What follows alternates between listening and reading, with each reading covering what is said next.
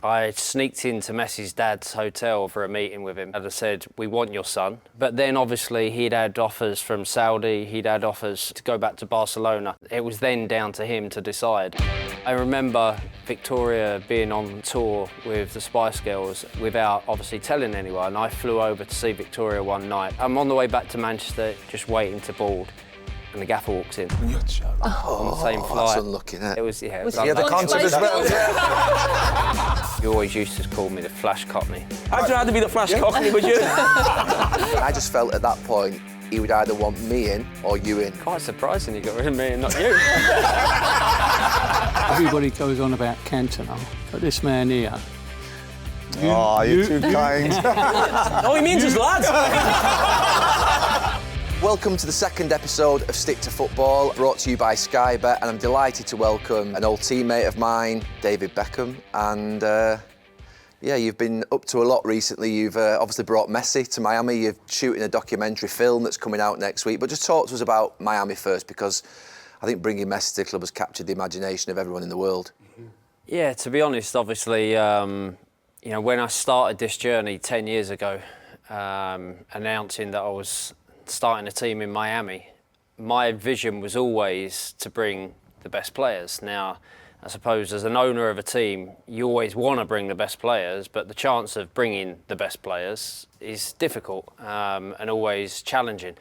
But then I sneaked into Messi's dad's hotel about 4 years ago in Barcelona for a meeting with him. And obviously at that point, you know, we wasn't ready to bring him and he wasn't ready to come, but I turned around to his dad and said, we want your son. We want him to come to Miami when he's ready. And if that's a possibility, we continued the conversations and with my partners, Jorge Mas and Jose.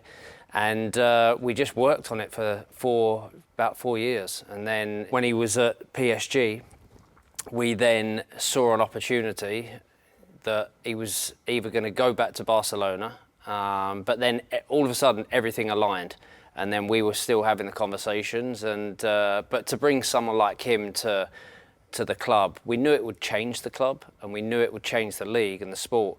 But it's beyond that, you know. It's beyond that. What he does on the pitch, what he does off the pitch, you know, for the young kids, you know, to bring someone like him is the dream. And also Jordi Alba and Busquets, Sergio. But to bring Leo, he's changed everything. You know, the academy kids now have got someone else to look up to that has done everything, won everything, and he's teaching them, which is amazing. You know, the other day it was a funny interview from one of the academy kids who's doing really well, and they turned around to him and said, you know, what's the best bit of advice Leo's given you so far? And he said, to walk more. He was like, he told me to walk more in the game. He said, because you see more. So, you know, it's already started. So it's already started with the good that he does. It's incredible. You know, we've seen what he's done, bringing so much joy. He looks amazing every single game. When was the moment, and what was it like, the moment when he said, yep, I'm there, I'm coming? I think it was actually more emotional than it should have been, just because for the last 10 years to try and get this team up and running in Miami, there's been so many obstacles, so many challenges, and sometimes it looked like it weren't going to happen, and then obviously everything came together once I found the right partners in Miami. But the moment I was actually in Japan, then the morning that I found out that he was coming, his dad had called us that week and said Leo's going to make an announcement. And then obviously 2 days out, they was like, okay, in the next 2 or 3 days, he's going to come out and say something. So we were kind of just waiting. And I was in Japan working, and it was 5 o'clock in the morning. The kids are in bed, Victoria's still sleeping, and my phone is like going mad because I'd forgot to turn it on silent. So Victoria's like telling me to turn it off. So I pick it up and I saw a barrage of like messages, and it was just, he'd come out and done his interview. But we always obviously wanted him to make a decision based on, you know, he wanted to live there with his family, wanted to still win and play football in the way he plays it.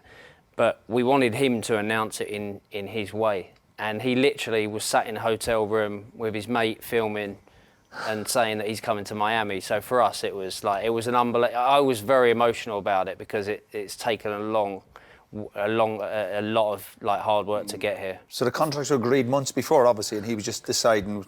No, well, we'd kind of. He hadn't tapped him up. He hadn't tapped him up. Just get to the bottom. I'm trying to think about Tapped his dad up. He ain't tapped him up. trying to think about what I'm allowed to say. All that was already in place. Yeah, with the offer, we'd made the offer, Right. but then obviously he'd had offers from Saudi, he'd had offers obviously to go back to Barcelona, and the Barcelona one kind of really worried me because obviously it pulls on the heartstrings for him. He never really got to say a proper goodbye at Barcelona, so that was the one that really worried me. But then, you know, it was then down to him to decide, and so that was... I think most of us here think he's, you know, one of the best players we've ever seen, maybe the best. I mean, has he gone up in your estimation, you know, watching him in the flesh, seeing him day in, day out? I mean, I played against him, obviously, for PSG, and I played against him for Real Madrid at Barcelona, and obviously he was unbelievable then, but it's not until you physically see him and you sat there and you're watching him, and every move that he does, and he never gives the ball away. He's unbelievable for the young kids. He's great with the young kids. And watching Leo in training, you know, when he first joined, when he arrived in Miami and he was training, I was there for the first 5 weeks when he first arrived. And I was in the training ground 7 a.m. every morning just to watch him. And I'm 48 years old, so to just watch him do what he does, train the way he does, prepare the way, it's just different. What makes him like so special? Like, what's that one thing when you're watching him and you're like, why is he the best player? Do you know, I don't know. I mean, we all grew up in an era of like, you know, you have to run and chase and then you watch him. That's still okay with Bex. You just have to run. I made a career on that. It's mind the club, yeah. But he's clever. He's so like his brain works in different ways. You know, he sees things that other players just don't see for 5 minutes after that, and it's just amazing to watch. So everything, literally everything. He never gives, like I said, never gives the ball away. His work ethic is still there. You know, he won the World Cup last year, and he still is as hungry as he was when he was a young kid. So. It's amazing. Your journey to sign Messi was a little bit like mine to get Roy to come to stick to football. It took about 4 years. But just a final question on Messi. What is he like as a person? Obviously, I've seen pictures of you out with him, sort of like. Does he, I'm thinking simple things like, does he have a glass of wine? Does he have a beer or something? Does he do normal things? Yeah, he's a great lad, is he? Oh, great lad. First in, last out. To be fair, he is. Yeah. But apart from that, he's so humble. He is really humble. You know, it's just the normal things that we all think that's how it should be. You know, this is someone that, you know, especially in Miami, he's not left alone. You know, he's chased everywhere, he's followed everywhere. There's thousands of people every single day at the training ground just to watch him get in his car and leave and drive down the road.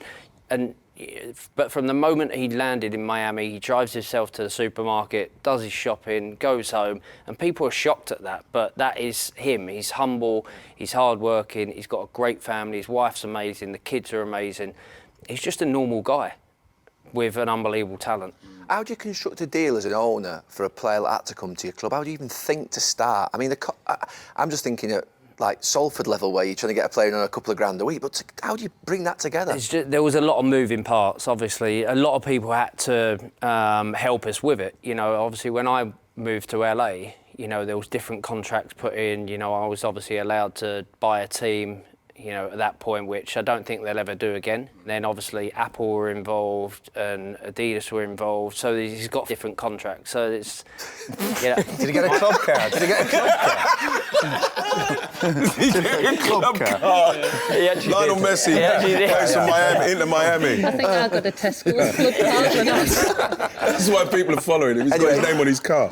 You've got a massive week coming up. You've got the premiere of your film, which is going unbelievably well, and I'm there. Wright is there. You don't do premieres, Roy? When is it?